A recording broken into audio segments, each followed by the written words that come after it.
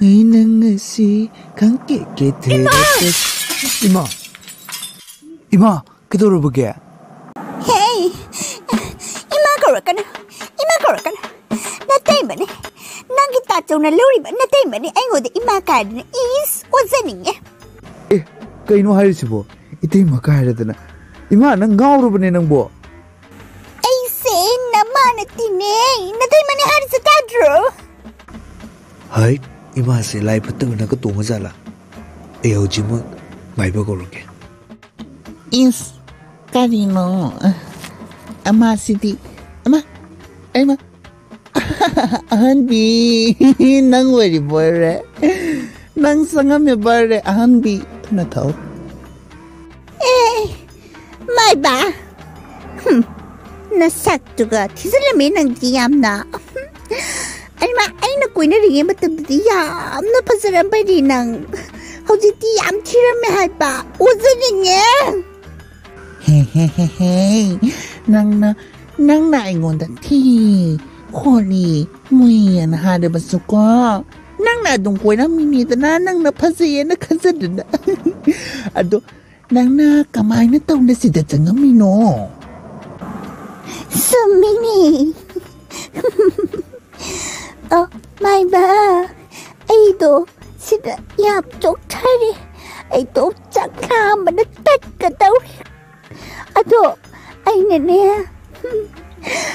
Buksit lamang pa nene. Asida raksa ba ni kanum sama pangadrana ng kauraga niya. Ay do, ay aning maapamad na haikin. Sida lady ba kuktang ba? Masani pa na sidi. Pamana di ikaribo pizza de ingod. Ado, nang nakarapiza raw. Hoy Ahanbi Karino Nang na chading di patubo Haro Mama, ay do. Oka o whiskey ka takningay. Nang sinama Yao kwen tri Ahanbi Hanobi hanti parabo Oksa gari sibu Atopa ma hayu ni nang buwa Karino da mama. Ay do. Oka whiskey ka tang sasake habada. Yaw kwen kre kay na. Asti ay nihin ba? Hayag din ng kuksa nito. Misage mama. Misage. Hey, don't know. Hai mo Nang la Stilaw nang Namase Oksa hai Okto pizza na ka Aduka tato krasi Naman tini Hello ini Changi ba si hello tato krasi 호이 마마 호이. Ay talaga mama. Ado mama nangdi yamna heye kano heloi haibasibu leibrane. Hey Howdita tangamido Hello ini Hello ahan ni do Lady mine Tari kak lady mine Karino Oh adudi heloi si kauthuk na ba mantra ga suleramani ko. Laye Lady mine Takpi waido Nangsu amtang tautana Is idea pami adumdo as heloi kauthuk pagi mantra do abta hairamu. Hai Smai hayo Hai kakale gazor sakin bi Sono dagi handle tanu natrang suchatbi Nana kongdo na tara pati la o Pang pu Himi lai bo Mama, kaya ginawa mo ka ready. Is Hanu bay na ko naman na Ay hiling ka Tama na ita na taris Saro hinang so Pang nakti lang nga na Saro Adong ka uli ba ni Saro Is, pili na ko. Ayom. Mama kanaga nang wari sunari dubo.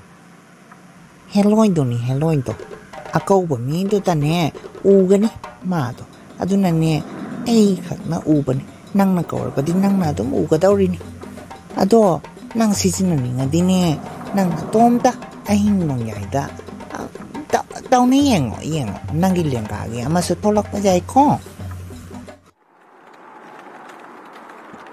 Aibu mantra se pasirne khamreda kibu ki okay hai kakale kakka gajor second bi na kundune tarbadi lao as kaore tawri harak pani ne katang lao na haywana pare phajana harge Haikaka lekaka gajor secondary. Sono de hentokuna natrang su chatpi. Nana kunduna tarabadi lao. Pang pupu. Himi lai bobo.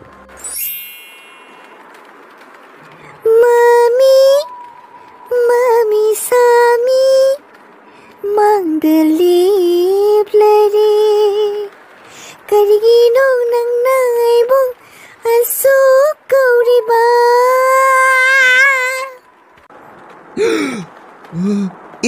Kanano nang bo? Hey, karigino nang naingon na kaurido bo? Ay kaudi kaurido di Nanojita asang Bamachida kaga Kauraini egi mingnido Kari nangi bubo ko ro. Hey, egi ming nagano egi ming bubo ko di Aingon din mayam na nushina kusuman kawe Oo, kusum ko ba? O dudi nang se hello kya sunin? Quiet tumbi Kangita na Quiet tumbi hello tumbi Yang pasi hanap to Ado aini Oh, adun pasi na. Hey, adun pasi hano Yang pasi hayo Bi Eki saksi kita magtabo Mayam na Ipalim sinangang naripani Pasabi Haina hello tumbi Haina Ado Nang naingon ta kauri pasi ki maram karikino Hayo As adum kaugunida maram kamta leite. Ado nang bu kaino phi alum kamta yaudi ingro nang bo. Is Ingro kaina Hello kuina bo Ingni ay bro I'm always hot Wow. Kaino ado aigi mingna kaino Dr. Hemo. Kangi Is khangnaga leramjidi. Par ado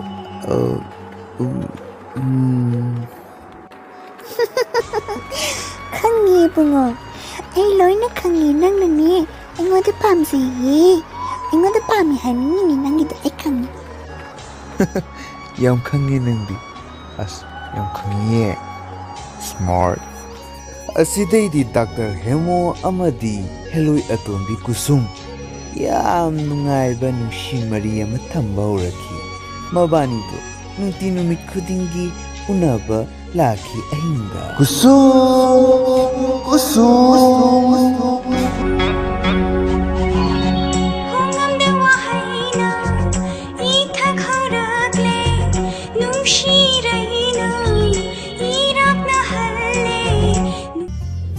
Aise Kaisu turne yamna tiba na teta Adubu Pakang macha amata na di inara uyade Hanuhan tingakta Mami Sami La la La la la la La la la Hey Kadayadagi no nang nahingoy nga na natilay sibo Nang tabang mi kanaga mo kamo nung si Maritam Lui Nang se handang marang mo nga may itaw-tawi may tiyam nay Ichimhan Nagsabi parang pahay ba si di Hingoy nga taw ba matam ni Nagkuy gum na Pukaw raga Kuira matam da Hingoy nga taw ba yakidro Hawjik ni nga hugata ba lang hugata ba Miti ka rin narakini Waraw bibiyadi Ichimhan Ibima Ay koy ni hello isaroy nga roy sugse Taibang mega diloy na basung yaroy Moy maratutin ba yaroy Kwa nene wahong matutela ka wahongon ba yaroy Hapa sikaroy tapani ko Ichiyaman Pautak di pasan na pibire hapa po Hawjak pao ba Jinban sangbi ba Mit sangbi ba se Tokpidri ne Karamba hanuan timo mupagi tawri ba no Ichi di Nupa pa ba suhayte Hawjik pa ba nupa matilayte Ako'y di yam haikrapot ni ko Masigi angang se Matin yam kalina masidi Ako'y di Taibang migi ka na baso taw gani Aduga cooperation taw naraga ne Hingminaraga loire English kasi di Lonze ningki ba na Zumi kang di lali kang di Ay di tazi ningda ba na Oning mo na loire he Mama, ay kog yam sari ne. Ay janu pa hemodo. Ahing kuding mang biye matawri ne. Kai chitli no sukhangde, kari no sukhangde, nongalaga hekta lakpa. Kari no ba mama si tawri si bo. Ha, kanino haris mo? Ay ma, nangin na jani pa do, mang bra ne. Ay ma, ay na ne. Is aduti soy dre, aduti asul, adun. Kari hai no mama, kari soy bagi bari no. Hai mama, natin chumu. Mama na kari hai ki mangoda. Kari mantra ka pi khibra ne. Ngay ko tataw ne, ibema. Ngay ko. Ay na ne, nahanoy dalak pa numita mana. Helloy ko to pagi mantra do. Amta mangonda kusin na wana hai pa. Adun ay na mangonda hayram ba niya. Adong mana try to na iyang dura male. Adu di soy dra pa ni. Ay suhan na yam tawra ahing nong zayda. Maso ahing mangyay sidi. Adu di soy dra pa ni. Hai ma, mama ay khanga ba niya ba mama? Mama gi wari di ay hana dagi khangna nei ra bani hiloi loi nei hai base ai chanu pa da su mama na mantra do kari gi pi ri no aba ai mangi mo Ngay ko tap thao tau si ai ko cái nó mà đi tàu vam thoi tau si ai ko hai tau si hai cái nó mama hoji mo chana ge chanu pa do kallu si mama chum de leu de mama nang na loi to ta bani nang na tholi ngak tani se hai ai hao ji man ra ke Tamungai ka nagdating si teacher labani. Yam nungay ay. Hoy, yam nungay re isu. Doctor Hemo ibunga lebra Kanano laisa bo? Masiki ahal sa kidobila ino si Bo. Ha, masik pantuko niya masi. Pantuko. Himay penga ibunga Hemo Karino nang masita toro masibo. Natonta kalera masibo. Ay kone, hamong da kalay kamayama tatata na nang mo heloy na chila bo. Oh, sorry, chila bo. Chele, ay chele. Kanino toro masibo. Uno la meta na ngawrita na itasidi. Imay pema. Ay toro. Ay rason tinchon na horar kya. Mama, tao ne, cái nó udro, kusum udro, ha, udro nang. Hay sito ba lain ang kali ay na lain ng wakatani. Hay hello ito bilang hekto biabra. Chu.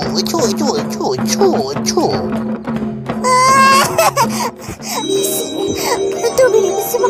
Ay talaga.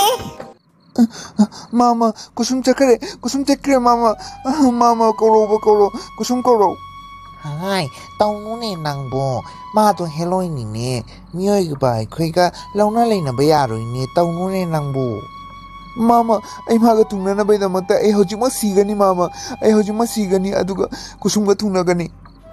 Nama na thawai wa ta machan pa ma tom ta ni khanja pa to nang na manghal lage ra ni ngau ra pa ni nang bo.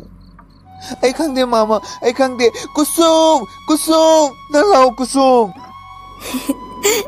Himapu naam ta thoklo. Himangdam ta thoklo. Ay nawari ba si Ubitra bro? Himapu. Karino, kari tauba yaurabagi jasidi, kari gi kapli bano. Mapu, ay wo helloy gi punsi se bibiram liba kari gino. Helloy gi di thamoy panda bro. Nushiba thamba yada bro. Aina miyeba amaga mari thamluraga mokhoi kanglupta gisu inthopire aduga heloi lakta gisu ai bulam kelam haibini haituna inthopire hoji kai kedo haibano lambi amata utpi umapu kaisu khangano ijasidi nangi ngasidagi aina anouba punsi ama pibiragani madudi nang heloi lakta tillaroi nang miyeba singa punna leminaruro ko Ha! Yam harawi mapu. Yam harawi. Thank you so much. Jumi khangdi, lali khangdi. English ni ana gangjaning kraba. Oning mana buloi re. Siti kusum man kreda. Kadai degi kusum na trusibo. Kitrabasiso. Kusum na tro. Hemo. Kusum, ꯅꯪꯁꯤꯗ ꯀꯃꯥꯏꯅ ꯂꯩꯅꯣ ꯑꯩ ꯌꯥꯝ ꯍꯔꯥꯎꯏ ꯅꯪꯒꯤꯗꯃꯛꯇ ꯂꯩꯔꯤꯅꯤꯅꯦ ꯅꯪꯒꯤꯗꯃꯛꯇ ꯂꯥꯛꯑꯣ ꯍꯧꯖꯤꯛ ꯆꯦꯜꯂꯁꯤ ꯂꯥꯛꯑꯣ ꯆꯦꯜꯂꯁꯤ